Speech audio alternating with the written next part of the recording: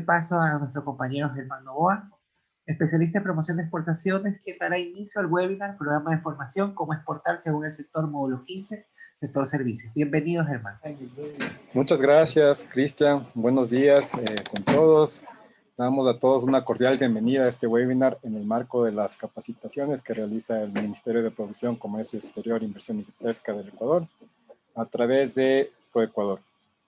El día de hoy vamos a hablar sobre un sector por así decirlo, ya que el mundo de los servicios está conformado por varios y diversos sectores que a su vez por su naturaleza intangible resultan mucho más difíciles de medir y de computar que los bienes. Recordemos que los servicios son un componente de la economía importantísimo y que son un componente de las exportaciones. Son de difícil desagregación porque en muchos casos son comercializados junto con otros servicios o como parte de un producto. Son incorporados erróneamente en las estadísticas, a veces bajo la categoría del comercio de bienes. Según el Fondo Monetario Internacional, a quienes estoy citando, los servicios constituyen el componente más dinámico de la economía global. Constituyen alrededor del 50% del ingreso mundial y el 70% del empleo, y cumplen un rol fundamental en el comercio internacional. Según esta entidad, las exportaciones de servicios contabilizan casi un quinto del total de las exportaciones en el mundo, en gran parte al impulso que le han inyectado los avances tecnológicos. En Ecuador, este sector es el que más pesa en la economía nacional. En total, su valor agregado bruto representa más del 65% del PIB del Ecuador, según cifras del Banco Central. Este sector de los servicios está conformado por innumerables subsectores, por ejemplo, comercio, construcción, salud, transporte, comunicación, actividades profesionales, turismo, alojamiento y comida, actividades financieras, entre muchísimos otros. Si nos referimos a las exportaciones de servicios, aquí en el Ecuador, estas representan el tercer rubro de exportación, de las exportaciones no petroleras. Primero está el sector de acuacultura, luego viene el sector de banano y para muchos que no sabían, las exportaciones de servicios representan el tercer rubro de exportación de acá del Ecuador. Aún así, nosotros, los ecuatorianos, tenemos que hacernos un mea culpa, digo yo, porque no le hemos dado la importancia que tiene este sector. Tanto en el sector público como en el privado, tenemos que recapacitar y ver el potencial que tiene las exportaciones de servicios sobre todo. Para hablar más sobre este importante sector, cada vez más relevante, más aún tras el inicio de la pandemia, tenemos como invitado de lujo a nuestro amigo y socio Javier Peña Cotobianco. Javier es consultor internacional con experiencia de más de 15 años en diversas áreas de los servicios. Es en la actualidad, como Cristian bien lo dijo, el secretario general de la Asociación Latinoamericana de Exportadores de Servicios, ALES. Y Javier ha hecho varias consultorías para la Unión Europea, para la LADI, para la BID, para el ITC, para el OIT, entre otras. E incluso estuvo en nuestro país en el 2019 realizando unas consultorías. Javier es académico, profesor universitario en su natal Uruguay. Y próximamente tenemos pues de Javier una de sus últimas publicaciones, que es la nueva era de los servicios globales, a quienes que va a estar disponible y les recomiendo a todos ustedes. Bueno, sin más preámbulo, pues Javier, bienvenido, muchísimas gracias por acompañarnos, toda tuya la cancha y muchas gracias nuevamente. Muchísimas gracias, Germán, muchísimas gracias, un placer estar aquí con ustedes en Ecuador, en este caso. Ecuador tiene para ALES, que es la Asociación Latinoamericana de Exportadores de Servicios, como tú dijiste, es un significado muy importante, porque básicamente el acta de constitución de ALES se hizo en 2012 en Quito. Así que es algo especialmente relevante para nosotros, vuestro país. Y después hemos hecho algún otro evento. En el 2017 hicimos un evento bastante importante también allí con ustedes y con el sector privado. Así que bueno, hoy la idea es hablar, me voy a permitir compartir pantalla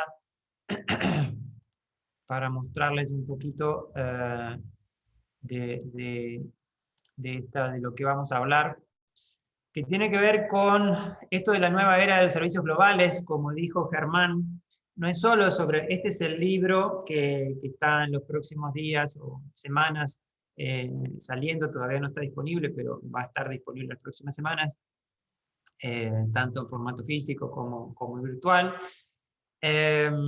¿Y qué es el resultado, básicamente, del estudio que hicimos el año pasado a más de 70 líderes regionales y globales sobre el tema de los servicios globales? Y para mí fue esto, y creo que eso es una cosa bastante importante de señalar, el hecho de haber realizado este estudio el año pasado en el medio de la pandemia, con todos los desafíos que cada uno de nosotros teníamos, fue, al menos para mí, algo especialmente significativo. Significativo porque fue mi tabla de salvación, fue mi zanahoria a alcanzar, fue mi propósito. Y hoy viéndolo materializado es una gran satisfacción. ¿Qué pasa? ¿Cuál es uno de los principales insights que recibimos luego de analizar, de hablar con tantas empresas a lo largo y ancho de América Latina, incluso obviamente con empresas de Ecuador, en este sector?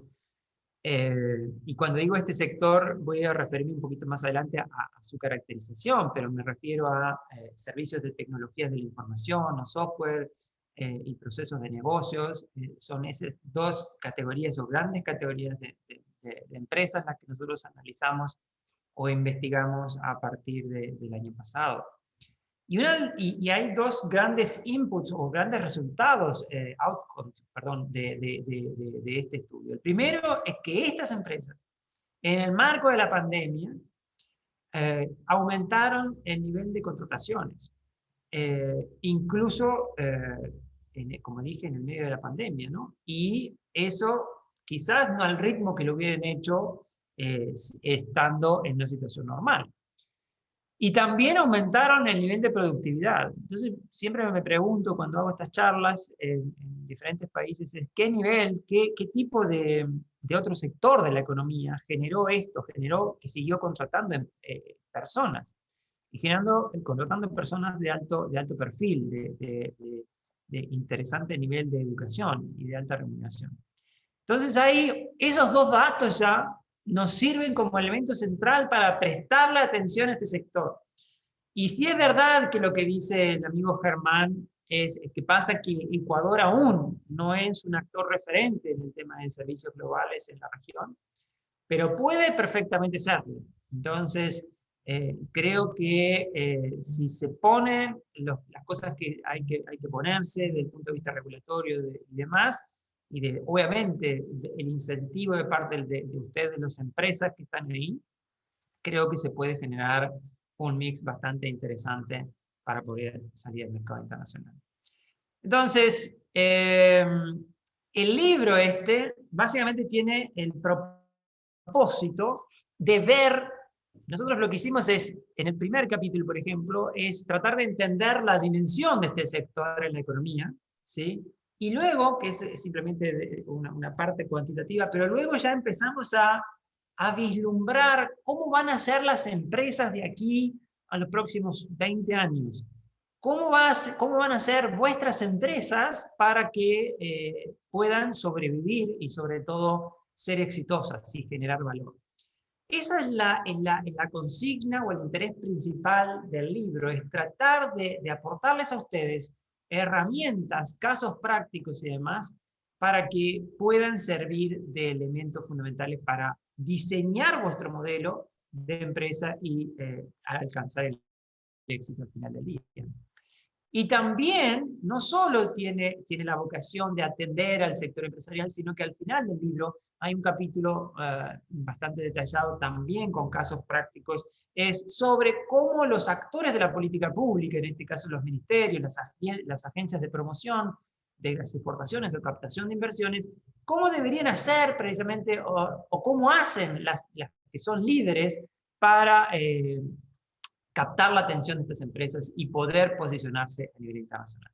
Entonces, como que tiene un doble interés el libro, tanto desde el punto de vista apuntado a ustedes, empresas, de cómo hacer para generar modelos de negocios disruptivos, incorporar tecnología y agregar valor, sino que también un elemento central que es desde el punto de vista de la política pública. Entonces, y ahí señalar brevemente algunas cosas que comentó ya Germán. ¿Por qué estamos hablando de este sector de servicios y por qué hoy día los servicios son cada vez más relevantes? Bueno, acá simplemente voy a mencionar 2 o 3 indicadores clave. En primer lugar, el sector servicios es, en la actualidad, a nivel mundial y en América Latina, el principal responsable de la contribución al PIB de nuestros países. Y esto se puede observar fácilmente en estas gráficas que ustedes ven acá. El sector de agricultura, que tradicionalmente obviamente generaba un impacto bastante mayor en nuestra región, hoy día es en América Latina y el Caribe el 5%. Pero lo importante de esto es que estas cosas no son compartimentos estancos, sino que hoy día, ya que lo vamos a mencionar dentro de unos minutos, no se puede desconocer que América Latina lo que hace es proveer de alimentos al mundo, y alimentamos a muchísimos millones de personas en el mundo. Cada uno de nuestros países tenemos ventajas comparativas preexistentes, desde donde estoy yo, que es Uruguay, con la carne, con la lana y demás, con la deforestación, pero ustedes con las flores, con el cacao, con el banano, definitivamente que es un actor referente a nivel global. Entonces, ¿cuál es el desafío entonces para nuestros países? Es cómo hacer para incorporar tecnología, cómo hacer para apropiarnos de las ventajas competitivas que pueden aportar las tecnologías para incorporarlas a los bienes que ya conocemos muy bien y que tenemos disponibles, o bien directamente exportar esta tecnología o estos intangibles. Entonces, ese es el primer elemento central. No es una casualidad, no es un capricho de Javier. Ya hoy día el sector de servicios, y de hace bastante tiempo, por cierto, de hace algunos años, es el principal sector de nuestras economías a nivel global y a nivel de América Latina. Y obviamente hay una relación acá de que en la medida en que el país tenga un mayor nivel de desarrollo, también hay un aumento significativo en la participación que tienen los servicios en esa economía. Y un ejemplo puede ser Singapur o Estados Unidos, que en el caso de Singapur, por ejemplo, llega al 80% del PIB directamente la intervención. Bueno, acá esto tiene un correlato que es con el empleo. Directamente en el empleo también hoy día el sector servicios es el que está traccionando especialmente. Y acá ustedes ven estas líneas que vienen desde el 2000 hasta el 2020. Y se ve cómo el que ha perdido mayor cantidad de empleo en los últimos años es el sector de agricultura, y el que ha crecido especialmente en los últimos tiempos es el sector de servicios. Obviamente que tanto en el PBI, como dije, y tanto en el empleo en estas categorías, estoy hablando de servicios en general, tanto transables como no transables, pero me parece que es relevante entender esto, porque en algunos casos la visión política quizás de algunas situaciones o jurisdicciones, no estoy hablando ni siquiera de Ecuador, pero pueden hacer ruido con esta cosa, y es un elemento central reconocer la importancia del sector. Y allí también en el empleo, que no lo pusimos ahí, pero que lo van a encontrar en el libro, es ver la significación que tiene, por ejemplo, en el impacto del sector de género, y cómo el tema de las mujeres en el sector servicios ha ido cobrando especial relevancia, y por lo tanto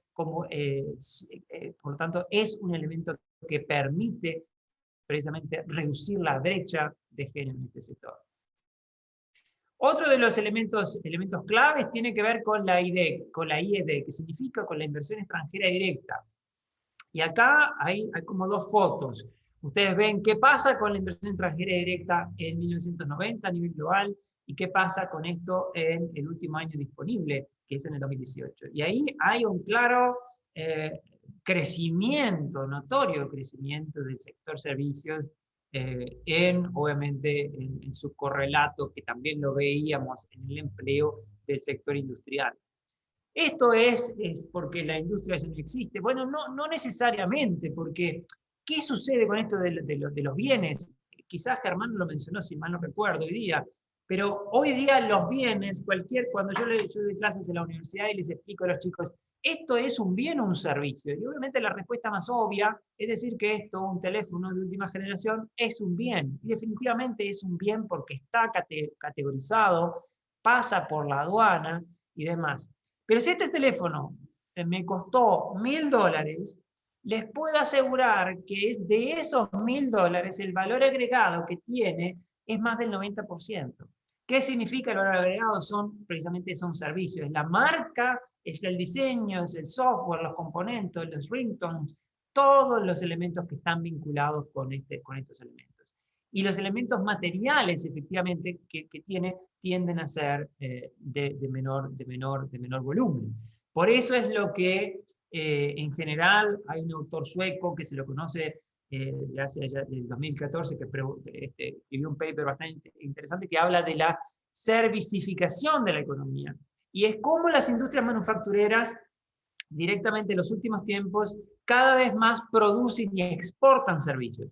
Ahora, en el libro yo lo que hago es extender este modelo de la servicification que habla este autor sueco y lo pasamos a todos los sectores de la economía, no solo el sector manufacturas, y hay una gran cantidad de ejemplos hoy que son sumamente interesantes. ¿Cómo es posible que, por ejemplo, los trenes en Londres no se compren trenes, sino que se compren el servicio de trenes? La autoridad que hace correr los trenes no compra trenes, sino que compra el servicio de los trenes. O hay empresas de aire comprimido directamente que no venden los compresores ya, directamente que venden simplemente el servicio de aire comprimido. Entonces, hay como se dice en inglés, un radical shift, un cambio radical en estos modelos de negocios, y que entonces esto de la servicificación no solo se aplica al sector manufactura, sino que también se aplica al propio sector de servicios, ¿sí? Imagínense ustedes, quizás los que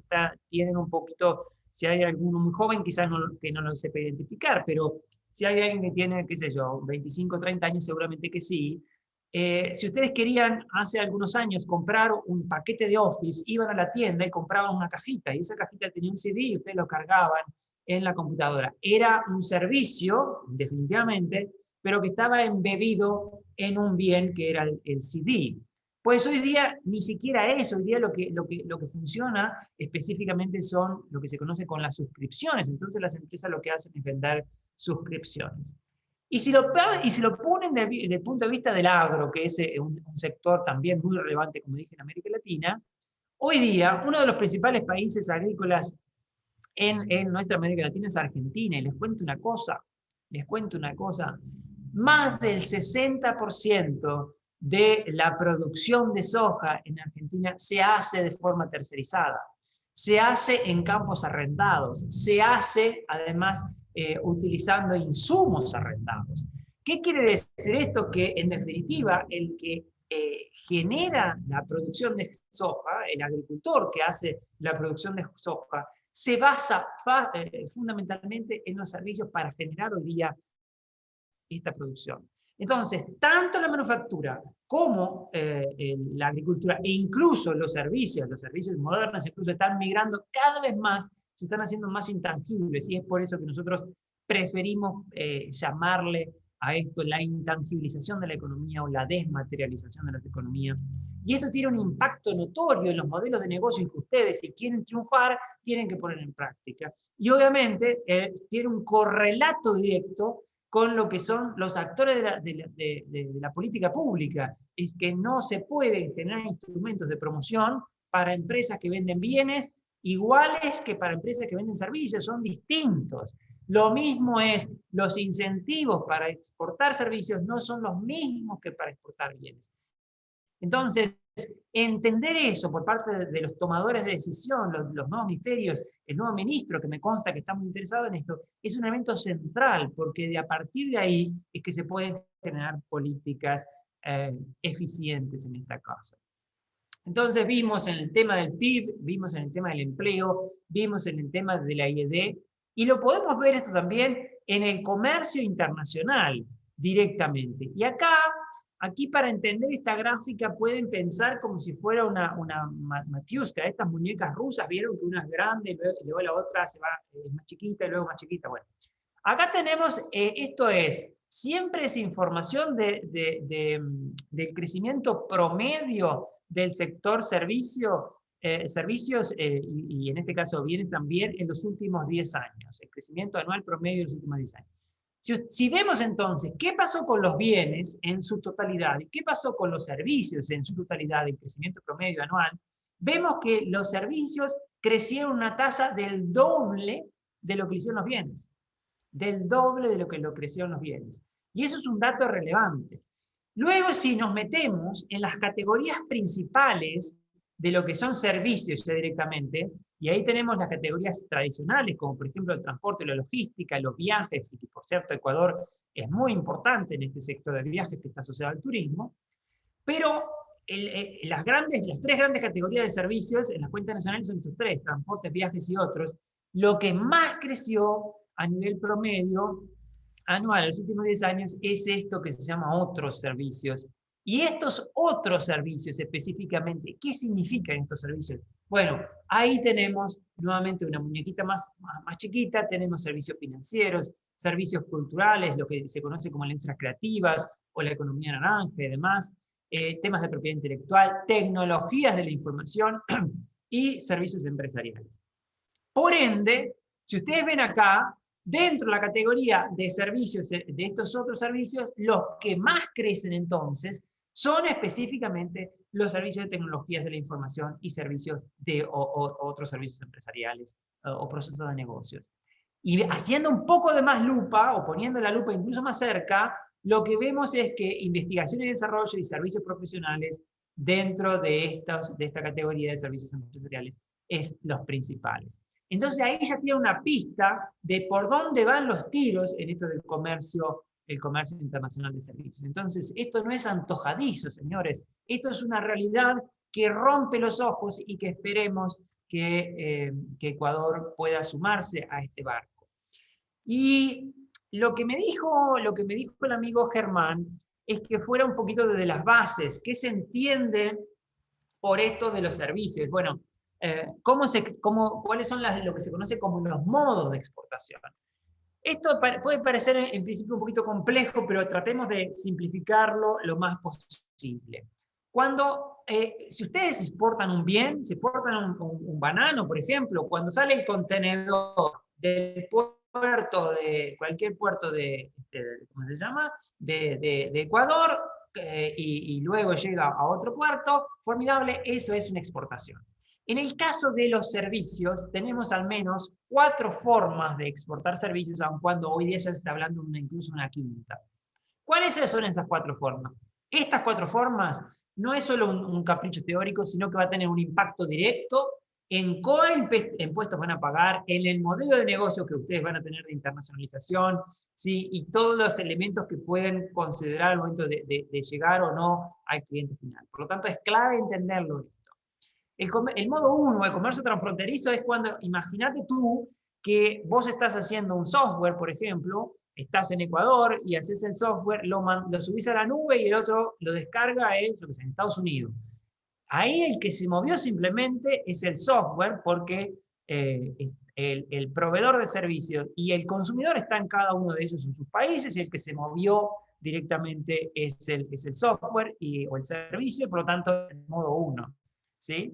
Que hoy día es el principal modo. Esto es muy fácil, gracias al desarrollo tecnológico, hoy día es muy fácil hacer exportación de servicios precisamente gracias a este modo.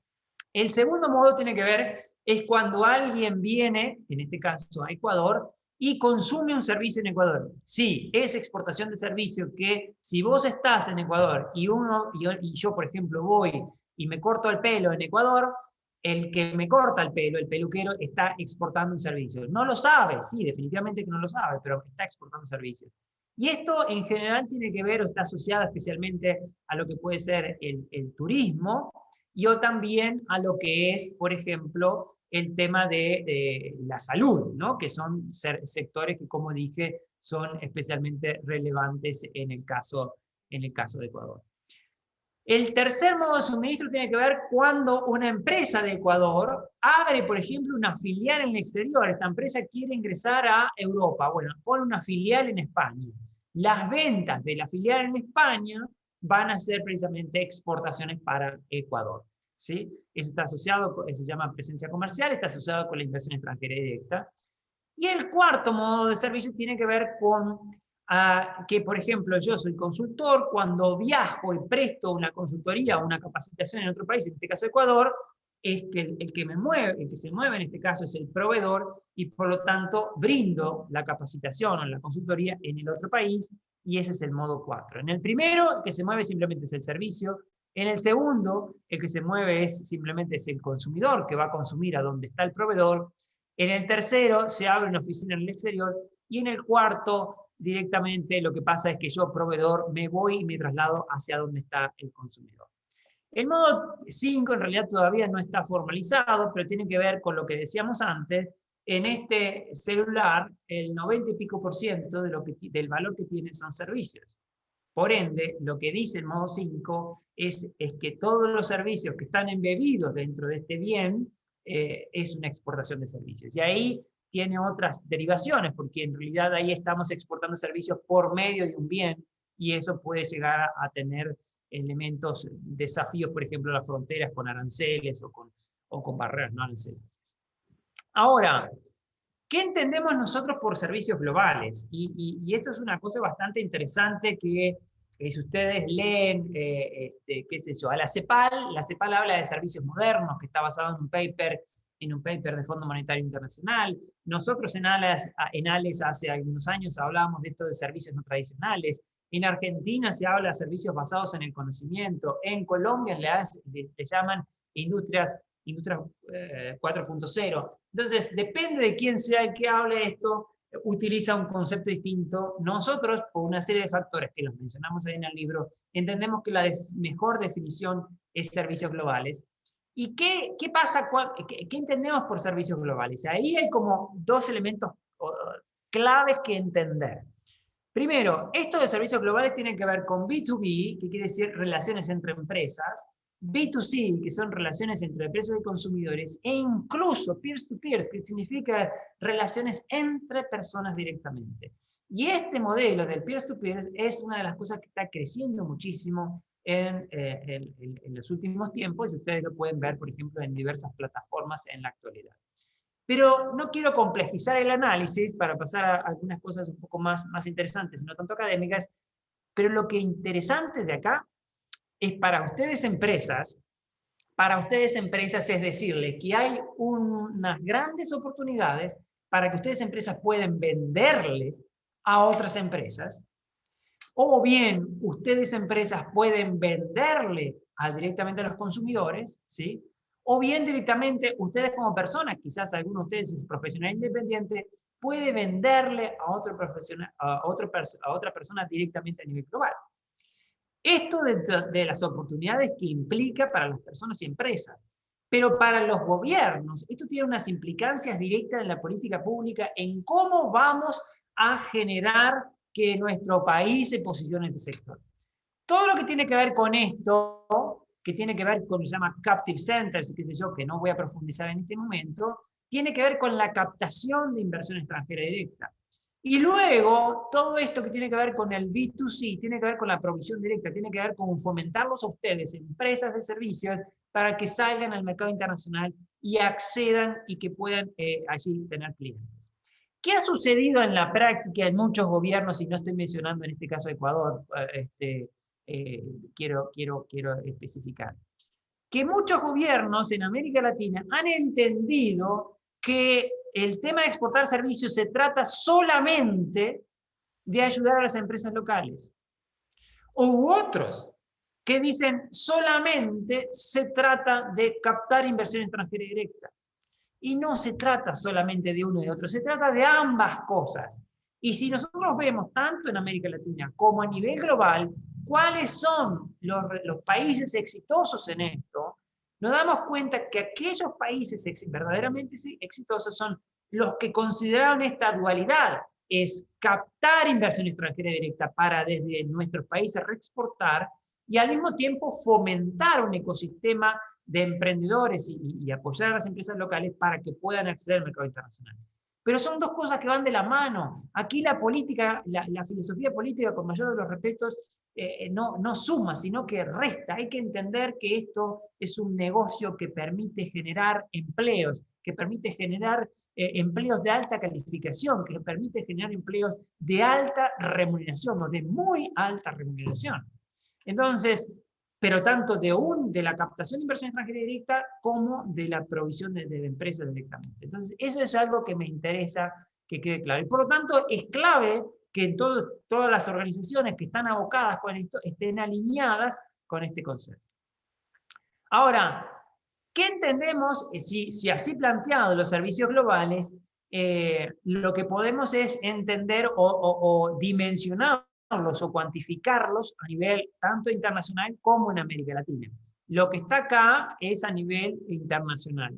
Y si ustedes ven, hoy día el 50% de las exportaciones de servicios, de todas esas que son conocidas como las tradicionales, los del turismo, la de la logística y de algún otro sector que no entra en ninguna otra categoría, los servicios globales hoy día ya representan el 50% de todo eso. El 50%. En América Latina, eso del 50%, porque el sector de turismo tiene una incidencia mayor, es algo menor, pero aún así es muy, muy relevante. Y en el tema es cuando hacemos la lupa, ponemos la lupa acá en este 50%, ¿de qué estamos hablando cuando estamos hablando de servicios globales? Bueno, como dije antes, estamos hablando de otros servicios empresariales y tienen que ver con los BPOs, call centers, shared service centers, etcétera, etcétera, etcétera. Tecnologías de la información, financieros, propiedad intelectual y este sector que es muy dinámico y en muchos países de América Latina y en otros se está fomentando, que es el asunto de las industrias creativas y demás. Entonces, acá lo que quería comentarles es, bueno, esta es la introducción de la investigación, simplemente para decir en qué estamos, y lo que es el libro en sí mismo, lo que yo les comenté es que tiene nuestra hipótesis del libro es esta. ¿Qué significa esto? Es lo que nosotros llamamos el triple win. ¿Qué significa el triple win? Bueno, para resumirlo, sería como, si vos sos un empresario ahora y estás pensando proyectar tu empresa en los próximos años, de aquí a 10, 20 años, bien, vos tenés que pensar que directamente si querés sobrevivir en el mercado, tenés que tener la última tecnología, tenés que tener los modelos de negocios más disruptivos, esos dos elementos van a ser la clave para que vos sobrevivas en el mercado. Pero si efectivamente tú querés alcanzar el éxito, si efectivamente tú querés generar valor en esa ecuación, tenés que meterle al ser humano. Ese es el elemento central que va a permitir a las empresas hacer un cambio sustancial en lo que es la provisión, en la generación de valor. Y en el libro lo que hacemos, y no les voy a contar todo eso, porque si no lo van a leer, se van a perder el chiste, pero lo que hacemos en el libro es desentrañar esto y contarles específicamente a través de lo que se llama, a través de lo que le hemos llamado el modelo DID-Paga, ¿sí? Esto significa, DID quiere decir, DID-Paga que significa distribuidas, empresas innovadoras, empresas inteligentes, empresas disruptivas, plataformas ágiles, globales y antropocéntricas. Estos de estos tres grandes bases, de alguna manera, se ramifica en esta historia. Y simplemente para que ustedes entiendan un poquito este modelo de qué se trata, y desde el punto de vista de lo que puede ser de las empresas y o de la política pública, cómo poder aterrizarlo, simplemente voy a hacer una mínima mención a esta primera D, que tiene que ver con lo que se conoce, lo que le llamamos distribuidas. ¿Y qué significan empresas distribuidas? Y eso nosotros lo transformamos en un nuevo concepto que le llamamos de microsourcing. ¿Y qué es el microsourcing? Y muchas veces quizás cuando yo plantee esto, me van a decir, bueno, Javier está hablando del teletrabajo, está hablando de la gig economy, está hablando de los freelancers. Y yo digo, no estoy hablando del freelancer, no estoy hablando de la gig economy, no estoy hablando de ese trabajo temporal y transaccional. Estoy hablando de un tipo de trabajo distinto, que se basa en, y este del microsourcing es un modelo de negocios, pero asimismo es un modelo de trabajo, y ese es el chiste. Entonces, el microsourcing nosotros lo definimos como trabajo remoto, distribuido, ¿sí?, en individuos o en pequeñas células, realizado, ¿sí?, a gran escala y de largo plazo. Y ahí está la clave para diferenciar esto del microsourcing con el teletrabajo, el gig economy o los freelancers. ¿Y por qué es tan importante esto de las relaciones de largo plazo? Porque si yo te digo que del trabajo remoto distribuido, ya lo estoy haciendo, Javier. Bueno, en primer lugar, que lo estás haciendo a partir del año pasado. Correcto, la mayoría de las empresas lo están haciendo a partir del año pasado, y fue la explosión universal de esto, y fue una muy importante prueba de concepto de que el modelo de microsourcing funciona y funciona muy bien. De hecho, uno de los consanos, uno de los desafíos hoy día es lo que nosotros llamamos, o que también mucha gente le llama, el modelo de híbrido, que es directamente parte de trabajo en la casa y parte de trabajo en la oficina, o parte del staff en la casa o parte del staff en la oficina. Y la compatibilidad de esto con algunas cosas como por ejemplo en los regímenes de zona franca o el sistema, diríamos, de ciertos incentivos que se dan en ámbitos específicos. Entonces, del punto de vista esto del microsourcing y de las oportunidades para vos, empresario, o para vos, emprendedor, imagínate una cosa, que vos, hoy día las empresas, literalmente pueden acceder al mejor talento, no importando en qué geografía se encuentran. Esto significa que si vos tenés las competencias técnicas de soft skills o las competencias idiomáticas que la demanda está necesitando, y que por cierto están necesitando, porque eso es lo que dijimos al comienzo, ¿se acuerdan? Que el sector sigue creciendo a pesar de la pandemia. Bueno, si vos tenés tu individuo, tu empresa, tiene las competencias técnicas, soft skills, idiomáticas que está requiriendo la industria, el sector, pues entonces no importa dónde estés. Ese es el chiste, no importa dónde estés. Esto, gracias a la pandemia, y tenemos que agradecerle a la pandemia, es que las empresas que contratan, quiero decir, las empresas se han sacado la venda de los ojos, y han entendido que es posible contratar individuos o pequeñas células en cualquier parte del globo para que haga esta tarea. Y les cuento una cosa, que parte de la hipótesis es que este sector crece muchísimo y no hay suficientes recursos humanos para atenderlos. Y en particular esto se ve en países desarrollados como Estados Unidos, como Reino Unido, pero no solo eso, sino también en Costa Rica, en Uruguay, donde estos sectores, en particular en tecnología de información, hay más demanda que oferta de recursos humanos. Y les cuento, puedo decirle muchas empresas multinacionales que están contratando en América Latina y que están contratando ahí en Ecuador. Se están contratando a gente, individuos que están sacando de las empresas de TI y las están contratando uno a uno y las eventualmente con pequeñas células para que trabajen de forma remota con Estados Unidos. Entonces, si vos sos un empresario, una pyme, tenés una oportunidad grandiosa ahí. Si vos sos una unipersonal, también. Ahora, el gran desafío para los tomadores de política pública es, señores y ministros y demás, con el mayor de los respetos, y no estoy hablando de Ecuador en este caso, sino todos los ministros que están hoy día desarrollando funciones, hay que pensar con una mentalidad distinta como lo hacíamos antes. Porque antes quizás pensábamos, bueno, esta empresa quiere trabajar en Ecuador, formidable, tiene que cumplir todas estas normativas y soy muy exigente y voy a controlar absolutamente todo, de la A a la Z, etcétera, etcétera, etcétera. Ahora, ¿saben qué? Y no me lo dijeron unas grandes empresas. No me lo dijeron multinacionales que abren sus empresas y filiales en Irlanda para de Irlanda allá contratar a otro. No. Un emprendedor de Honduras, que está haciendo una tecnología que es tan sofisticada que literalmente ni siquiera le entendí lo que está haciendo. Ese emprendedor entendió que es posible abrir una empresa en Estonia, abrir una empresa en Delaware o abrir una empresa en cualquier país del mundo, que no sea Honduras en este caso, facturar desde Corea o facturar desde donde abrió la empresa o de cualquier manera, de cualquier otro lugar, como él dijo, facturar offshore, vivir en Honduras plácidamente, en cómo se llama esta isla que tiene Honduras, Ratán o algo así, o Ratatán, no me acuerdo cómo se llama ahora el lugar, contratando personas, gran cantidad de personas a nivel global, ¿sí? Y todo sin pagar impuestos.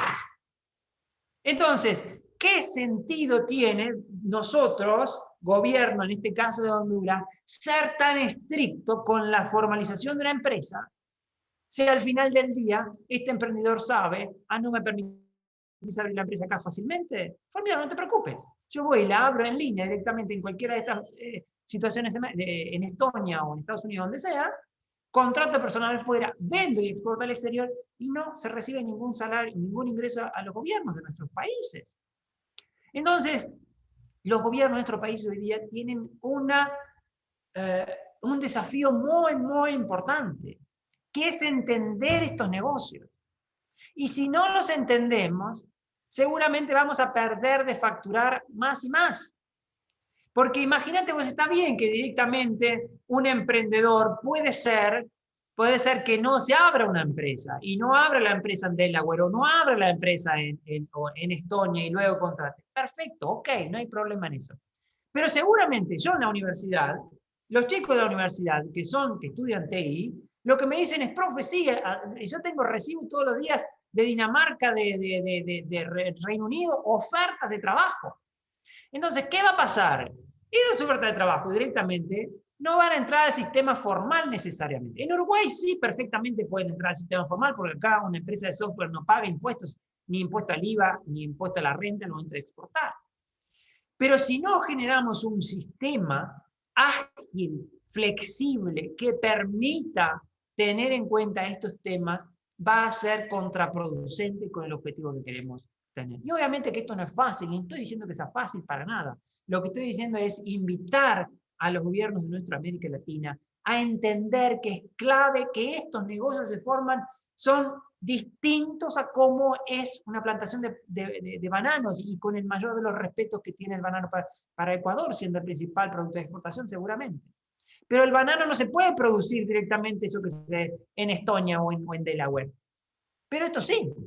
Entonces, si no nos adaptamos, directamente las empresas van a ir afuera y los emprendedores que van a quedar adentro directamente no van a estar en el circuito formal.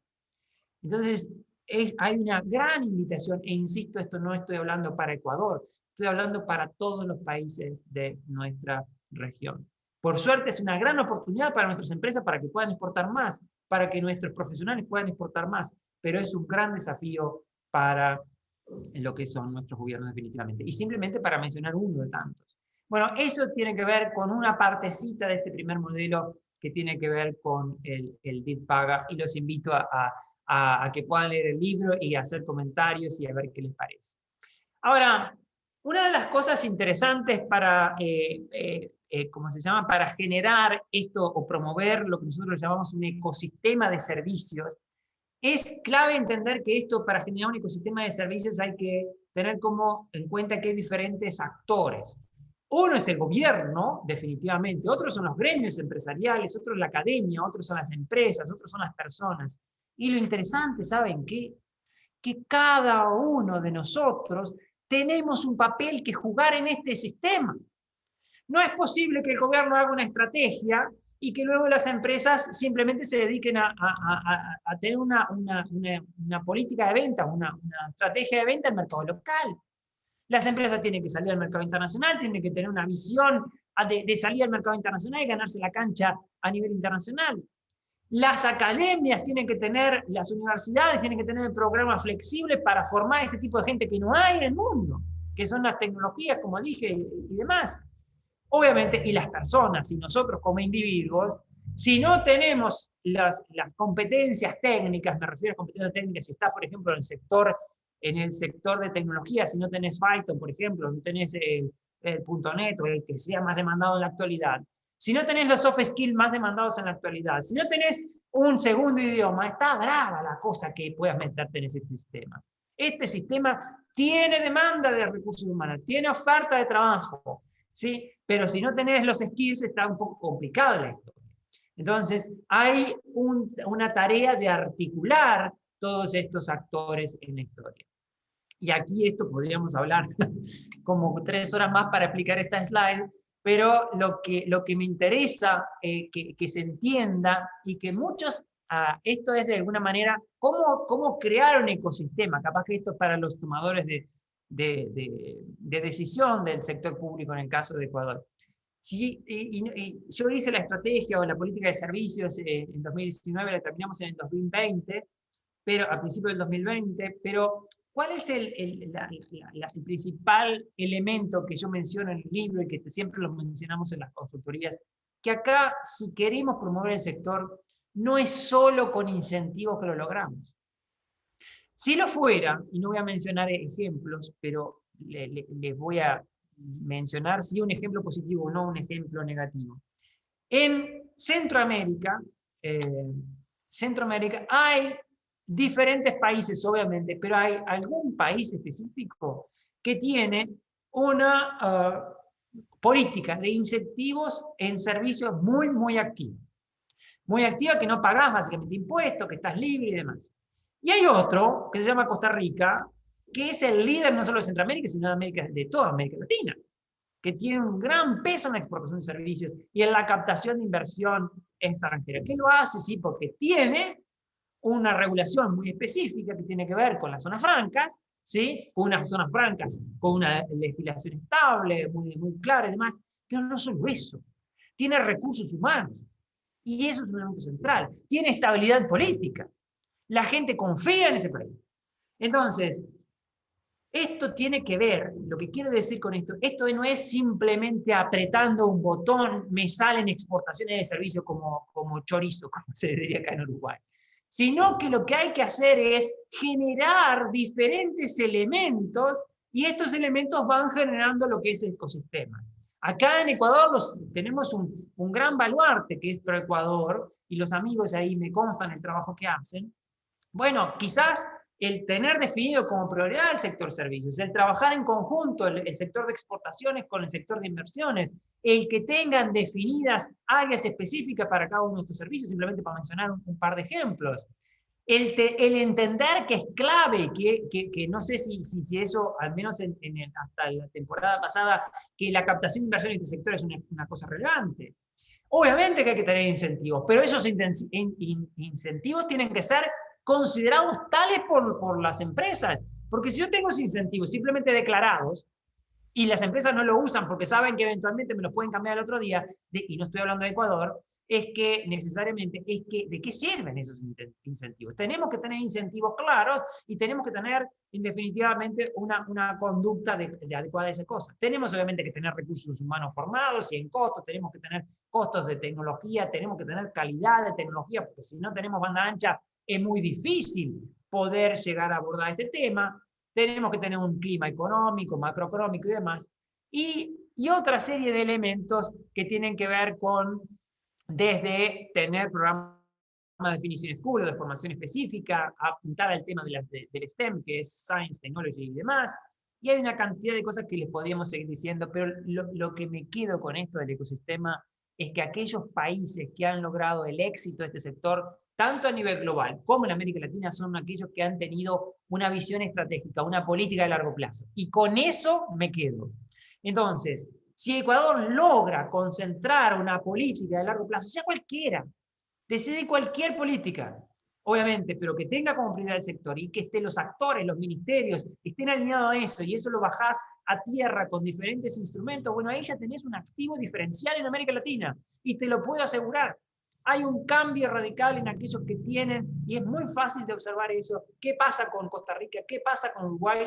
Hay décadas de política pública específica e inconsistente con este sector. Y los resultados son que son los principales actores. Entonces, o algunos de los principales actores. ¿Sí? Entonces, hay un elemento central. Bueno, gracias a lo que es el Ministerio precisamente de Producción, por el cual agradezco la invitación, ya se hizo una política de servicios en la cual se hizo gracias a ADI.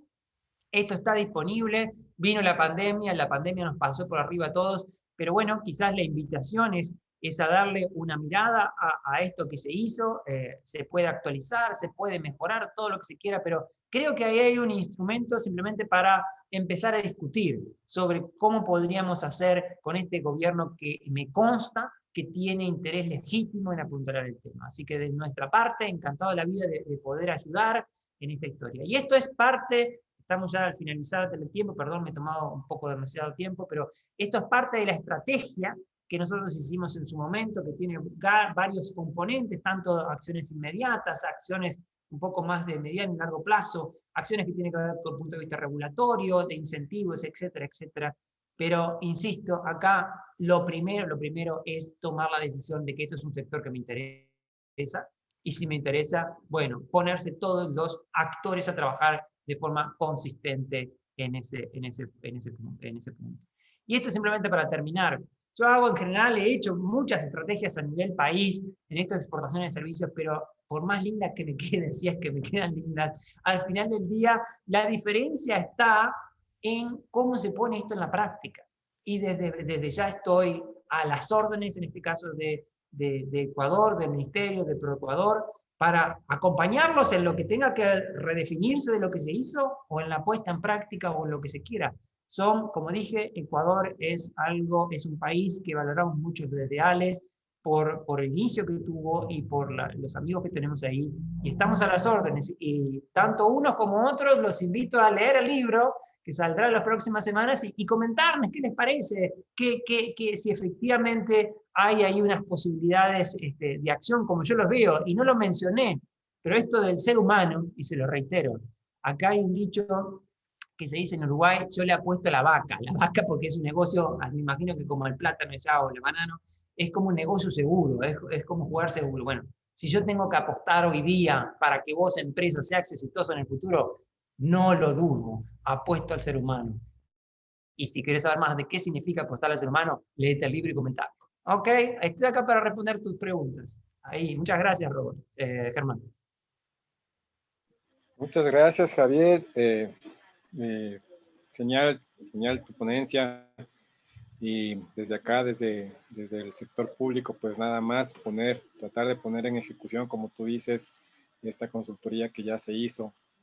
Y con las nuevas autoridades, pues estamos conversando para dar un impulso definitivo a lo que son las exportaciones de los servicios, a ver nuestro potencial, a capitalizar pues todas las oportunidades que se nos puedan dar de ahora en adelante. Y bueno, pues quienes quieran seguir a Javier, pues está en todas las redes sociales, lo pueden buscar como Javier Peña. Él es, como les decía, secretario general de la Asociación de Exportadores de Servicios. Y muchísimas gracias, Javier. Nos dejas la espinita ahí para poder seguir aprendiendo más sobre el tema de los servicios y sobre todo de los servicios globales, ¿no? Sin nada más, pues agradecer a todos las personas que se conectaron. También estamos haciendo, junto con Javier, la Asociación de ALES, está dando charlas de los incentivos o de los tributos que tal o cual país en la región pues tiene para la importación o para la exportación de servicios. Entonces les debemos estar informando, esto lo hacemos cada 2 semanas, cada 15 días aproximadamente, y es cada vez de más interés. Entonces quedan invitados igual a las órdenes, y pues estamos ahí para la siguiente charla. Muchísimas gracias, Javier, te agradezco un montón, mis agradecimientos y mis felicitaciones. Aquí muchas estoy gracias. Muchas gracias, Germán. Estoy para ustedes y estoy para los escuchas.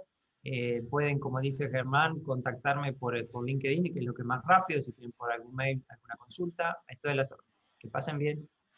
Muchas gracias. Listo. Muchísimas gracias, Germán. Muchísimas gracias, Javier. Muchísimas gracias a todos los participantes. Antes de finalizar el evento, les recordamos, como dijimos al principio del chat, que la presentación no se va a pasar por motivos de derechos de autor. Una vez más, muchísimas gracias por estar conectados con nosotros y nos esperamos en las próximas. próximos eventos. Hasta luego. Chao.